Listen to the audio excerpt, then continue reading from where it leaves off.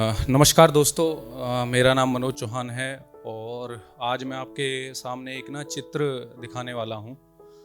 और उस चित्र में एक बच्चा है जो अभी बड़ा हो रहा है, यूपी में, बिहार में, दूर देहात में कहीं, और वो महानगर आना चाहता है अपने परिवार की मदद करने के लिए या उनकी तंगहाली दूर करने के लिए, उनका बोझ दूर करने के लिए।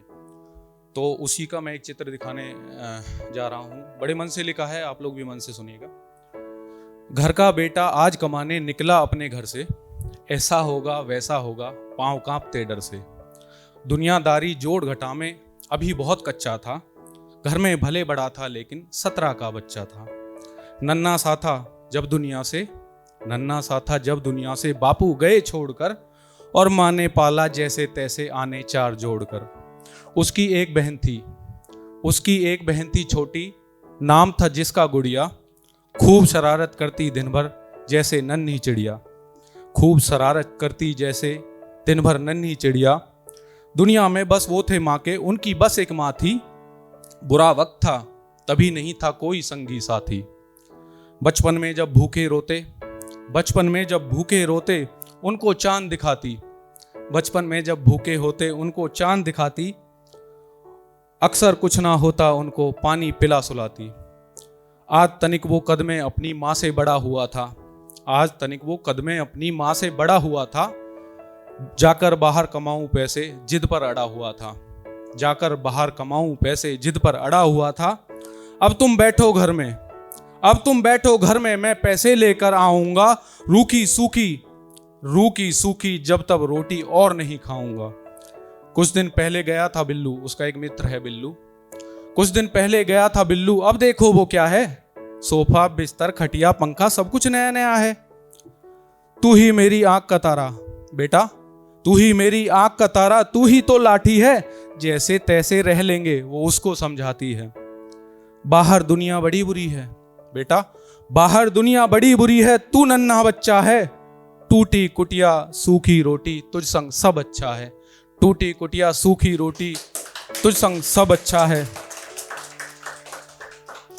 अब वो बच्चा धीरे धीरे बड़ा हो रहा है, थोड़ा अपनी माँ से बड़ा हुआ है, तो नौजवानों में थोड़ा गुस्सा भी रहता है। तो माँ की बातें सुनकर बेटा बरबस उफन पड़ा था। तपता था भट्टी के जैसे भौहें तान खड़ा था। गिद्धों के पंजों में जाकर चिड़िया फंस जाएगी। तुझको लगता है ये दुनिया मुझे नोच खाएगी। मैं बैठूंगा घर में मुझसे फिर तू कुछ ना कहना। लालाओं की गाली खाना बर्तन घिसती रहना। जाने देना मैया, अब वो पैर पकड़कर बोला। बेटे के इस हट के आगे माँ का धीरज डोला। वादा कर तू बाहर जाकर अपना ध्यान रखेगा। अब माँ है, सबकी माँ ऐसी होती हैं, उसको क्या चिंता है कि वादा कर तू बाहर जाकर अपना ध्यान रखेगा। खाने पीने में कोताही बिल्कुल नहीं करेगा। भीड़ भाड़ और चकाचौंध में जाकर मत खो जाना बेटे, मत खो जाना।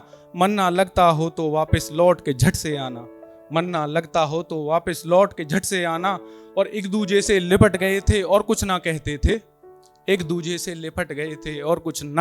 थे। दोनों की आंखों से आंसू बस झरझर बहते थे। उन दोनों को देख देख कर गुड़िया भी रोती थी। उनकी बातें कहाँ समझती, अभी बहुत छोटी थी। माथा 100 बार चूमती हाथ हटे ना सर से।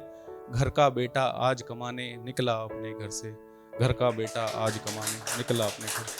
बहुत बहुत शुक्रिया।